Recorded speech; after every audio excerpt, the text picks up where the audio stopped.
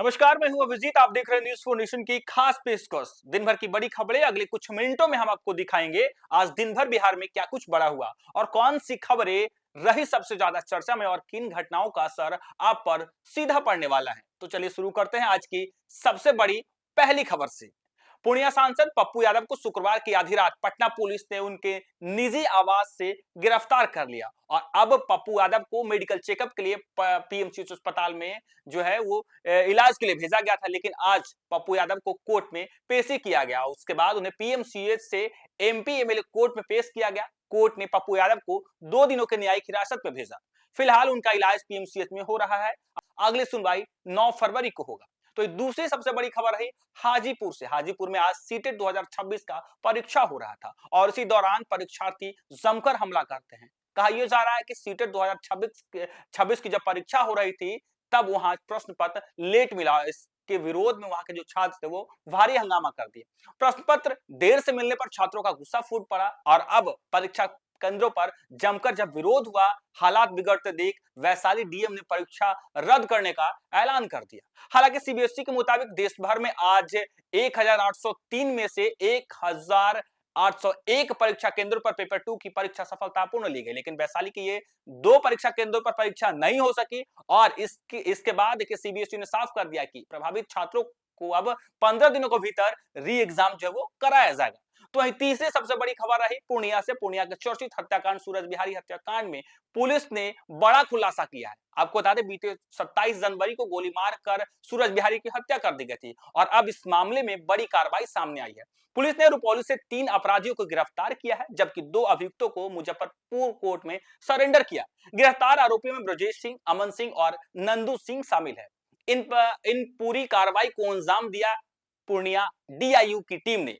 SP Sweety Sehrawat ने press conference का जानकारी देते हुए बताया कि आगे भी आरोपियों पर सख्त कार्रवाई जारी रहेगी। पूर्णिया पुलिस का बड़ा एक्शन हत्याकांड का पर्दाफाश अब कर दिया है। तो इन चौथी सबसे बड़ी खबर रही विजय सिन्हा। इन दोनों एक्शन में है।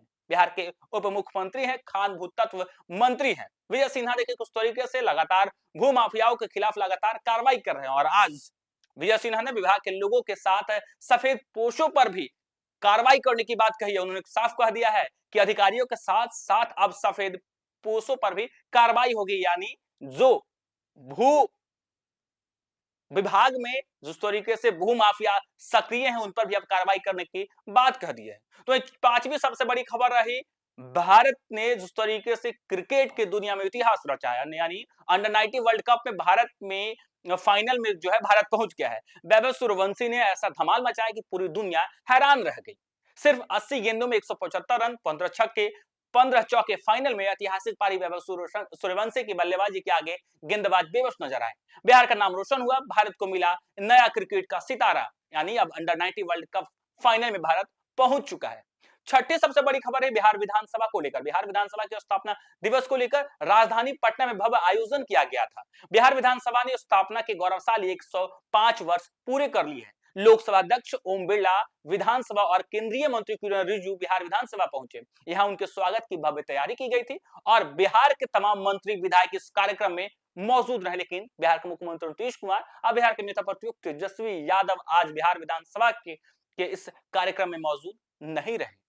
तो इस सातवीं सबसे बड़ी खबर है बिहार के मुख्यमंत्री नीतीश कुमार ने बिहार में रोजगार सृजन के लिए देखिए किस तरह के आज जो है बड़ा जो है ऐलान कर दिया। उन्होंने डेयरी उद्योग को लेकर बड़ा ऐलान किया है। कहा है कि अब बिहार के हर गांव में दूध उत्पादन समिति बनाई जाएगी। इससे किसानों और पशुपालकों को सीधा फायदा मिलेगा, दूध उत्पादन बढ़ेगा और ग्रामीणों की अर्थव्यवस्था मजबूत होगी। नीतीश कुमार बोले गांव गांव डेयरी से रोजगार और आत्मनिर्भरता बढ़ेगी। डेयरी सेक्टर से बिहार के विकास को नई रफ्तार मिलेगी। तो आठवीं बड़ी खबर रही बिहार के राजस्व विभाग से। लगातार बिहार के उप मुख्यमंत्री विजय सिन्हा राजस्व विभाग में बड़ी बड़ी कार्रवाई कर रहे हैं। जिस तरीके से लगातार बिहार में जमीन सर्वे का काम चल रहा है और लगातार जो जमीन से जुड़े जो मालिक है, जमीन मालिक है, जो लगातार अपने कागजातों को लेकर सरकारी दफ्तर का चक्कर काट रहे हैं और एक तरफ विजय सिन्हा जो कि राजस्व भूमि विभाग के मंत्री, उन्होंने लगातार अफसरों पर कार्रवाई शुरू कर दी। और देखिए लगातार जिस तरीके से राजस्व विभाग में कार्रवाई की जा रही थी उसके खिलाफ राजस्व अफसरों की हड़ताल जारी थी और अब विजय सिन्हा ने साफ कर दिया कि हड़ताल यदि जो करेंगे उस पर सख्त कार्रवाई की जाएगी। यानी साफ तौर पर कहें तो राजस्व विभाग ने अफसरों की हड़ताल पर सख्त जो है रुख अपनाया है और राजस्व सेवा के अधिकारियों के हड़ताल पर बिहार सरकार ने कड़ा रुख अपनाते हुए कहा कि जो भी हड़ताल करेंगे उन पर कार्रवाई की जाएगी। उप मुख्यमंत्री सह राजस्व एवं भूमि सुधार मंत्री विजय कुमार सिन्हा ने साफ कहा कि सोमवार से सभी अंचल अधिकारी और राजस्व अधिकारी अनिवार्य रूप से अपने ड्यूटी पर लौटे। चेतावनी दी गई है कि अगर योगदान नहीं दिया तो कठोर अनुशासनिक कार्रवाई तय है। सरकार के इस निर्देश के बाद राजस्व महकमे में हड़कंप मच गया है। तो 9वीं सबसे बड़ी खबर रही शिक्षा विभाग से। पटना विमेंस कॉलेज ने शैक्षणिक सत्र 2026 और 27 के लिए स्नातक, स्नातकोत्तर और पीजी डिप्लोमा पाठ्यक्रमों में नामांकन की प्रक्रिया शुरू कर दी है। जो छात्राएं इस कॉलेज में पढ़ाई करना चाहती हैं वे कॉलेज की आधिकारिक वेबसाइट पर जाकर ऑनलाइन आवेदन कर सकती हैं। कॉलेज प्रशासन ने बताया कि आवेदन करने की अंतिम तारीख 15 मार्च 2026 तय की गई है। तो 10वीं सबसे बड़ी खबर रही जनगणना को लेकर। बिहार में अब जनगणना होने वाला है और जनगणना को लेकर देखिए किस तरीके से तारीख भी तय कर दी गई है। 17 अप्रैल 2026 से जनगणना की प्रक्रिया की शुरुआत कर दी गई है। जनगणना 2027 को लेकर बिहार के उप मुख्यमंत्री विजय कुमार सिन्हा ने शनिवार को बड़ा ऐलान करते हुए आज बड़ा ऐलान करते हुए कहा कि पूरे राज्य में 2 चरणों में 45 दिन की अवधि में जनगणना होगी। उन्होंने कहा कि राजस्व एवं भूमि सुधार विभाग की जनगणना कोषांग द्वारा राज्य में इसे पूरा किया जाएगा। इसके लिए 17 अप्रैल 2026 से 1 मई 2026 तक स्वगणना चलेगी। वहीं घर पर सर्वेक्षण, मकान सूचीकरण 2 मई से 31 मई तक किया जाएगा। उन्होंने कहा कि यह कार्य जनगणना अधिनियम 1948 के तहत पूर्णतः गोपनीय रहेगी। तो हमने देखा तो इस बुलेटिन में हमने आपको आज बिहार की 10 खबरें बताई। हालांकि इस खबर पर आपकी क्या राय है कमेंट बॉक्स में हमें जरूर बताइए। यदि ये खबर फेसबुक पे देख रहे हैं तो फॉलो करें, ट्विटर पे देख रहे हैं तो फॉलो करें, यदि यूट्यूब पे देख रहे हैं तो सब्सक्राइब करें और बिहार के तमाम खबरों के लिए देखते रहिए न्यूज़ फॉर नेशन।